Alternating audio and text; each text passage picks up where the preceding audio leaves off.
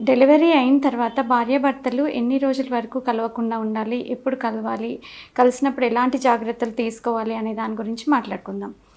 ఇప్పుడు మామూలుగా అంటే న్యాచురల్‌గా ప్రెగ్నెన్సీ వచ్చినా కానీ, లేదంటే ఫర్టిలిటీ ట్రీట్మెంట్‌తో ప్రెగ్నెన్సీ వచ్చినా కానీ, డెలివరీ అయిన తర్వాత ఎయిదర్ నార్మల్ డెలివరీ కానీ, సిజేరియన్ డెలివరీ కానీ అయిన తర్వాత మదర్ అనేది శారీరకంగా అండ్ మానసికంగా కూడా చాలా డిస్టర్బ్‌గా ఉండొచ్చు. ఎందుకంటే టోటల్‌గా ఈ టైం అంతా బేబీకి కేటాయించాల్సొస్తుంది. అండ్ నిద్ర అనేది సరిగ్గా ఉండకపోవచ్చు. నైట్ ఫీడింగ్స్ ఇవ్వాల్సి రావచ్చు. అండ్ వాళ్ళకి నీరసం గానీ, బాడీ పెయిన్స్, బ్యాక్ ఏక్ ఇవన్నీ ఉండటం వల్ల మదర్ శారీరకంగా కలవడానికి ఇంట్రెస్ట్ చూపించకపోవచ్చు. ఇవి కాకుండా ఇప్పుడు ప్రెగ్నెన్సీలో చాలా చేంజెస్ అనేవి వస్తాయి. అంటే హార్మోనల్ చేంజెస్ అండ్ యూట్రస్ కూడా బాగా స్ట్రెచ్ అయిపోతుంది. 9 మంత్స్ బేబీని హోల్డ్ చేయడానికి బాగా స్ట్రెచ్ అవుతుంది. సో, ఈ చేంజెస్ అన్నీ మళ్ళీ బ్యాక్ నార్మల్ ప్రీ ప్రెగ్నెంట్ స్టేట్‌కి రావడానికి సుమారు 6 వారాల సమయం పడుతుందనమాట. సో, ఈ చేంజెస్ వచ్చే వరకి దూరంగా ఉంటే బెటర్. ఇది కాకుండా ఇప్పుడు నార్మల్ డెలివరీ అయినప్పుడు ఏమవుతుందంటే బేబీ డెలివరీ అంటే సులభంగా అవ్వటానికని చెప్పి హెడ్ డెలివరీ అవ్వటానికని చెప్పి యోని మార్గంలో చిన్నగా కట్ చేస్తారనమాట. సో, ఈ కట్ చేసి కుట్లు వేసినప్పుడు ఈ గాయం మానటానికి చాలా టైం పడుతుంది. అంటే సుమారు 3 వారాల సమయం పట్టొచ్చు. కొంతమందిలో అంటే ఈ పర్సన్ టు పర్సన్ ఈ హీలింగ్ కెపాసిటీ అనేది డిఫరెంట్‌గా ఉంటుంది. కొంతమందిలో త్వరగా మానిపోవచ్చు. 3-4 వీక్స్‌లో, కొంతమందికి 2 మంత్స్ పట్టొచ్చు. సో, ఈ గాయం మానేంత వరకు కూడా వాళ్ళకి నొప్పిగా ఉండొచ్చు. సో, దూరంగా ఉంటే మంచిదనమాట. ఇకపోతే సిజేరియన్ డెలివరీలో ఏంటంటే మామూలుగా పొట్టపైన కట్ చేసి బేబీని డెలివరీ చేస్తారు. సో, అప్పుడు పొట్టపైన వేసే కుట్లు మానటానికి త్వరగానే మానిపోతాయి 10 డేస్‌లో. కానీ లోపల నుంచి లేయర్స్‌గా కుట్లు వేయడం జరుగుతుంది కాబట్టి ఇవన్నీ మానిపోవడానికి సుమారుగా 2-3 మంత్స్ టైం పడుతుంది. ఇంతే కాకుండా ఇప్పుడు డెలివరీ అయిన తర్వాత either normal delivery or caesarean delivery అయిన తర్వాత వెజనల్ డిశ్చార్జ్ అనేది వస్తుందనమాట యోని మార్గం నుంచి. ఈ డిశ్చార్జ్ అనేది దాదాపు 3 వీక్స్ వరకు ఉంటుంది. అంటే ఇది సమయాన్ని బట్టి కలర్ కూడా చేంజ్ అవుతూ ఉంటుంది. సో, ఫస్ట్ 5 డేస్ ఇది రెడ్ కలర్‌లో ఉంటుంది. లోకియా రూబ్రా అంటారు ఫస్ట్ 5 డేస్‌లో. అంటే దీంట్లో red blood cells, placental membranes, baby tissues ఇవన్నీ కూడా బయటకు వస్తాయన్నమాట ఈ డిశ్చార్జ్ రూపంలో. అండ్ తర్వాత ఒక 5 డేస్ నుండి 10 డేస్ వరకు ఇది మళ్ళీ కలర్ చేంజ్ అయిపోతుంది. యెల్లో కలర్‌లో వస్తుంది డిశ్చార్జ్. దీంట్లో అంతా మ్యూకస్, లేకపోతే కలెక్టెడ్ సిక్రీషన్స్, లింఫోసైట్స్ ఇవన్నీ ఉంటాయన్నమాట.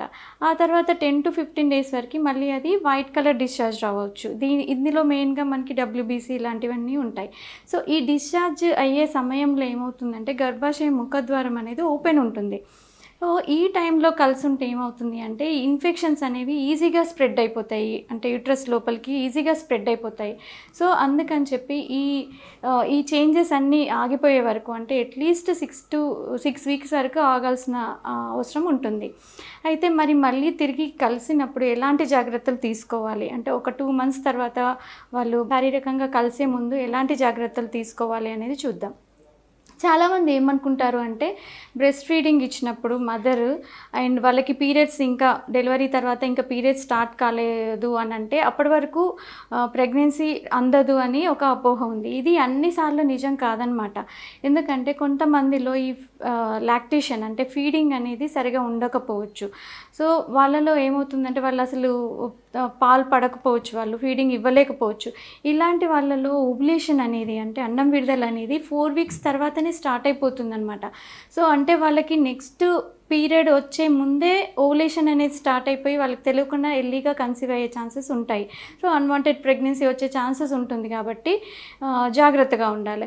సో, ఇకపోతే ఇంకా ఎక్స్క్లూజివ్ బ్రెస్ట్ ఫీడింగ్ అంటే వాళ్ళు మినిమమ్ 8 ఫీడ్స్ పర్ డే ఇచ్చి వాళ్ళకి మిల్క్ ఫ్లో అంతా బాగుంది అని చెప్పి ఉంటే మాత్రం వీళ్ళలో అంటే టాపప్ ఫీడ్స్ ఏమి ఇవ్వాల్సిన అవసరం రావట్లేదు, ఎక్స్క్లూజివ్గా మదర్ ఫీడింగే తీసుకుంటున్నారు అన్న టైంలో అట్లీస్ట్ 6 మంత్స్ వరకు వీళ్ళకి కాంట్రాసెప్టివ్ ఎఫెక్ట్ ఉంటుంది. అంటే ఓవ్యులేషన్ అనేది జరగదు. సో, ఈ టైంలో కలిసినా కాడ ప్రెగ్నెన్సీ వచ్చే ఛాన్సెస్ ఉండవన్నమాట చాలా మటుకు. అయితే ఇంకొంతమందిలో అంటే కొన్నిసార్లు ఫీడింగ్ సరిపోక టాపప్ ఫీడ్స్ ఇవ్వాల్సి రావడము, ఇలాంటి వాళ్ళలో ఏమవుతుంది అంటే ఆల్మోస్ట్ ఒక 3 మంత్స్ తర్వాత వాళ్ళు ప్రెగ్నెన్సీ వచ్చే ఛాన్సెస్ ఉంటాయి కాబట్టి జాగ్రత్తలు తీసుకోవాల్సి ఉంటుంది. సో అయితే ఇప్పుడు ఈ ఆల్మోస్ట్ ఒక 2 months తర్వాత, డెలివరీ అయిన తర్వాత 2 months తర్వాత వాళ్ళు శారీరకంగా కలవాలి అనుకున్నప్పుడు ఫస్ట్ డాక్టర్ని కన్సల్ట్ చేసి ఏ రకమైన కాంట్రాసెప్టివ్ మెథడ్స్ వాళ్ళకి సూటబుల్ ఏవి వాడొచ్చు అనేది డిస్కస్ చేసి ఆ ప్రకారంగా యూజ్ చేసుకొని కలిస్తే ఏ ప్రాబ్లము ఉండదు. ఎందుకంటే మళ్ళీ నెక్స్ట్ ప్రెగ్నెన్సీకి మధ్యలో గ్యాప్ ఉండాల్సిన అవసరం ఉంటుంది.